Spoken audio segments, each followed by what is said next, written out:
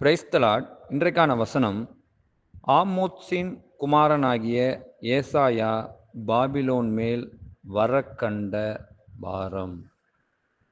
அப்படி என்ன ஏசாயாவுக்கு பாபிலோன் மேலே ஒரு பாரம் அப்படின்னா, பாபிலோன் மேலே ஆண்டவர் அவ்வளோ கோபமாக இருந்தார்.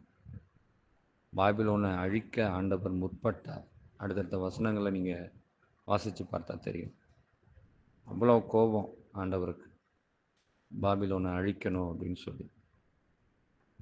அதனால் பாபிலோன் அழிந்து போக போதே, அதில் உள்ள மக்கள் அழிந்து போகிறாங்களே, ஏன் ஆண்டவருக்கு அவ்வளோ கோபம், ஏன் அழிக்கணும்னு ஆண்டவர் நினச்சாரு அப்படின்னா, அங்கே கொடுமையும் சீர்கேடும் அதிகமாக நிறைந்திருந்துச்சு. பொல்லாப்பானது அதிகமாக நிறைந்திருந்துச்சு. பலவித பாவ வாழ்க்கைகள் அதிகமாய் நிறைந்திருந்துச்சு. இப்படி பல விஷயங்கள் அந்த பாபிலோனில் இருந்தது. அதனால் கர்த்தரால் அதை தாங்கி கொள்ள முடியல, அதை அழித்தே தீரணும்னு சொல்லி ஆண்டவர் முடிவெடுத்தார். அப்போது அதை உணர்ந்த ஏசாயாவுக்கு அந்த பாபிலோன் மேலே ஒரு பாரம் வந்துச்சு. இந்த பாரம் நெகேமியாவுக்கும் இருக்குது. எல்லாம் தரைமட்டமாக்கி போடப்பட்டுச்சு, தீக்கிரையாக்கப்பட்டு போயிடுச்சு, ஆலயம் எல்லாம் கட்டப்படாமல் போயிடுச்சு, அப்படியே கிடக்கு. அப்போது நெகேமியாவால் அதை தாங்க முடியல. அந்த செய்தியை கேட்ட உடனே அவரால் தாங்க முடியல. எப்படியாவது இதை கட்டி எழுப்பணுமே, நம்முடைய ஜனங்கள் இன்றைக்கி வேதனைக்குள்ளாக இருக்கிறாங்களே, அதை கட்டி எழுப்பணும்னு சொல்லி நெகேமியா அவ்வளோ பாரப்படுறாரு, துக்கிக்கிறாரு, சாப்பிடாமல் இருக்கிறாரு, ரொம்ப வேதனை அடைகிறாரு. இதை பார்த்து ராஜா கேட்குறாரு, ஏன் நீ இவ்வளோ துக்கமுகமாக இருக்கிற? அப்போ நெகேமியா சொல்கிறாரு, இப்படி இவ்வளோ கஷ்டத்தில் இருக்கிறாங்க, நான் எப்படி சந்தோஷமாக இருக்க முடியும் அப்படின்னு. அப்படி ஒரு பாரம் நெகேமியாவுக்கு. இந்த மாதிரி பாரம் தான் ஏசாயாவுக்கு உண்டாச்சு. இந்த பாரம் இன்னைக்கு கிறிஸ்தவர்களாகிய நமக்கு இருக்கா அப்படிங்கிறத நம்ம யோசித்து பார்க்கணும்.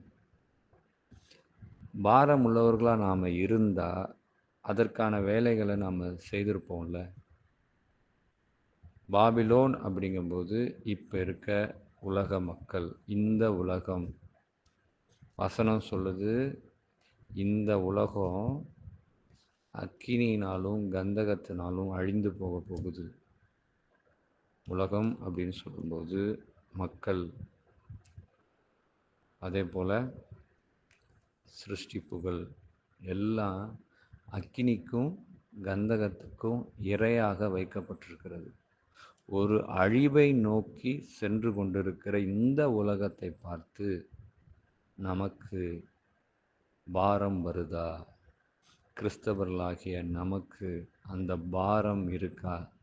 இல்லை, என் குடும்பம், என்னுடைய வேலை, என்னுடைய தேவை, என் வாழ்க்கை, என்னுடைய சுற்று வட்டாரம் அப்படின்னு சொல்லி ஒரு வட்டத்துக்குள்ளேயே நம்ம வாழ்ந்துட்டுருக்குறோமா? ஏசாயாவின் பாரம், நெகேமியாவின் பாரம் நம்மை அழுத்தலையா? எவ்வளோ பேர் தெரியுமா? கிறிஸ்தவர்களை விட நல்லவங்க எவ்வளோ பேர் இருக்கிறாங்க. அவங்களெல்லாம் பார்க்கும்போது அவ்வளோ ஆச்சரியமாக இருக்கும். இவ்வளோ நல்லவங்களாக இருக்கிறாங்களே. ஆண்டவர் சொன்ன அனைத்து கற்பனைகளையும் கிறிஸ்தவர்கள் அல்லாமையே, அவங்க தெரியாமையே அதை கடைபிடித்துட்டு இருக்கிறாங்க. எவ்வளோ நல்லவங்கள் இருக்கிறாங்க. ஆனால் அவங்க இன்னும் அந்த உலகத்தில் தானே இருக்காங்க. அழியக்கூடிய அந்த உலகத்தில் தானே இருக்கிறாங்க. இன்னும் அவங்க இயேசுவை அறியலையே. அந்த பாரம் நமக்கு என்னைக்காவது இருக்கா? அந்த பாரம் நம்மளை நெருக்கி ஏவுதா?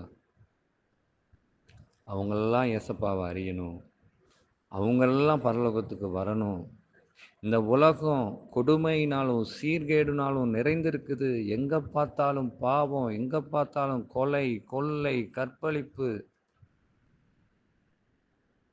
மனிதர்களுக்கு விரோதமா மனிதர்கள் எழும்புறாங்க.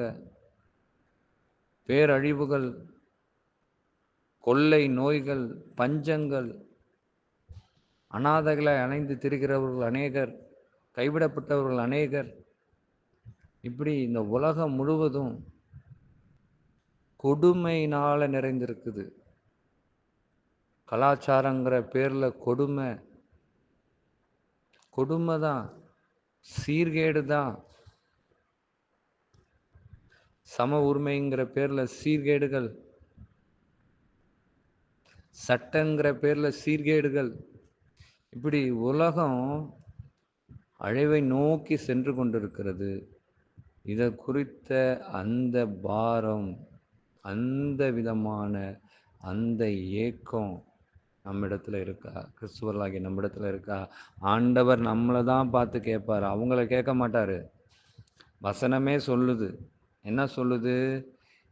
ஒருத்தன் அவன் பாவத்திலே மரிச்சு அவன் நரகத்துக்கு போனா அவனுடைய இரத்த பலிய உன்னிடத்துல கேட்பேன் அப்படின்னு ஆண்டவர் சொல்றார். அப்ப சொல்ல வேண்டியது நம்முடைய கடமை தானே.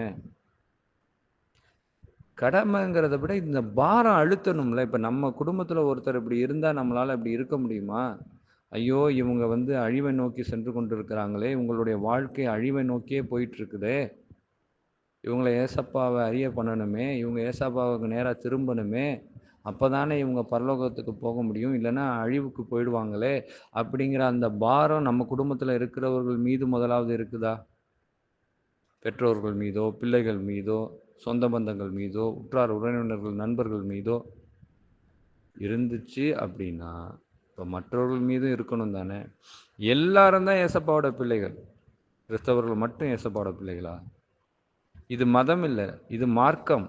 இதுதான் வழி, இதுதான் சத்தியம், இதுதான் ஜீவன் அப்படிங்கிறத ஆண்டவர் திட்டவட்டமாக நமக்கு எழுதி கொடுத்துருக்கிறார். மற்றவர்களுக்கு அது கிடைக்க பெறலை, அவங்க அதை ஏற்றுக்கொள்ள தயாராக இல்லை.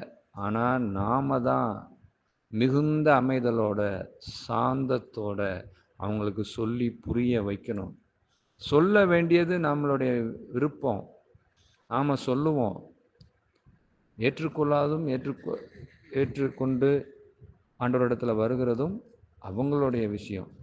ஆனால் சொல்லணும்ல, அந்த பாரத்தோடு சொல்லணும்ல.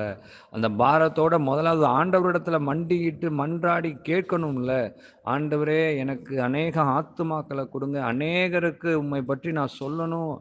எங்களை விட நாங்கள் தகுதியற்றவர்கள் ஏசப்பா, எங்களையே நீங்கள் எடுத்து பயன்படுத்துகிறீங்கன்னா, எங்களை விட மேலானவங்க, பரிசுத்தமானவங்க, நல்லவங்க இந்த உலகத்திலேயே எத்தனையோ ஆயிரம் பேர் இருக்கிறாங்க ஏசப்பா. அவங்களெல்லாம் உங்க சமூகத்துக்கு வரணும். உமக்காக வைராக்கியமாய் எழும்பி அவர்கள் அநேகரை உங்க சமூகத்தில் அழைத்து வரணும். எல்லாரும் ஈர்க்கப்படணும். நான் மட்டும் பரலோகத்துக்கு போனால் பரவாயில்ல அப்படின்னு நினைக்கக்கூடாது. என் குடும்பம் மட்டும் பரலோகத்துக்கு போனால் பரவாயில்லன்னு நினைக்கக்கூடாது. என் சொந்த பந்தங்கள் மட்டும் பரலோகத்துக்கு போனால் போதுன்ற நினைக்கக்கூடாது. எல்லாரும் பரலோகத்துக்கு வரணும். 800 கோடி பேர் இருக்காங்களா? 800 கோடி பேரும் பரலோகத்துக்கு வரணும். 800 கோடி பேரும் இயேசு கிறிஸ்துவை அறியணும். இந்த பாரம் வேணும். ஒவ்வொரு நாளும் ஆண்டவரிடத்தில் தனிமையாக இதை பற்றின விஷயங்களை கேளுங்க. ஆண்டவரை, நான் என்ன செய்யணும், என்ன செய்ய சித்தமாக இருக்கிறீங்க, எனக்கு இப்படி ஒரு பாரத்தை கொடுங்க. பாரம் இல்லைன்னா எனக்கு இப்படி ஒரு பாரத்தை கொடுங்க. நெகேமியா போன்ற ஒரு பாரத்தை கொடுங்க. ஏசாயா போன்ற ஒரு பாரத்தை கொடுங்க. இந்த பாபிலோன் ஆகிய இந்த உலகத்தின் மீது எனக்கு ஒரு பாரத்தை கொடுங்க. அதை விட்டுட்டு நான் குறை சொல்லிட்டு குற்றம் சொல்லிட்டு இந்த உலகம்னா இப்படி தான் இருக்கும், இது அழிவுக்கு நேராக போக போகுது, இது நரகத்துக்கு போக போகுது, இது ஒன்றுக்கு இல்லாமல் போக போகுது, இது உருப்படாது, இது தேராதுன்னு சொல்லி நான் சொல்லிட்டு இல்லாமல் அதுக்காக பாரப்பட்டு நாம் ஜெபிக்கணும். அந்த பாரத்தை ஆண்டவரிடத்தில் கேட்கணும். அப்போது ஆண்டவர் அந்த பாரத்தை நம்ம இருதயத்தில் வைப்பார். அப்போ நம்மளால் சும்மாவே இருக்க முடியாது. ஆண்டவர் யார் யார் இடத்துல நம்மளை பேச சொல்கிறாரோ, உணர்த்துறாரோ, நம்ம பேசிக்கிட்டே இருப்போம், நம்ம சொல்லிக்கிட்டே இருப்போம். நம்ம எதை குறித்தும் கவலைப்பட மாட்டோம். நம்மளை அவங்க என்ன நினைப்பாங்களோ, நம்மளை அவங்க அவமானப்படுத்திடுவாங்களோ, நம்மளை எதிர்ப்பாங்களோ, நம்மளை வந்து ஏதாவது பயமுறுத்துவாங்களா, எதையும் யோசிக்க மாட்டோம். தைரியமாக நாம் செயல்படுவோம். அதனால் கர்த்தர் இன்னைக்கு நமக்கு சொல்லுகிற விஷயம், பாரத்தோட நாம் தேவனிடத்தில் மன்றாடணும். இந்த பாபிலோன் ஆகிய உலகத்திற்கு காதுள்ளவர்கள் கேட்க கடவர்கள். ஆமென்.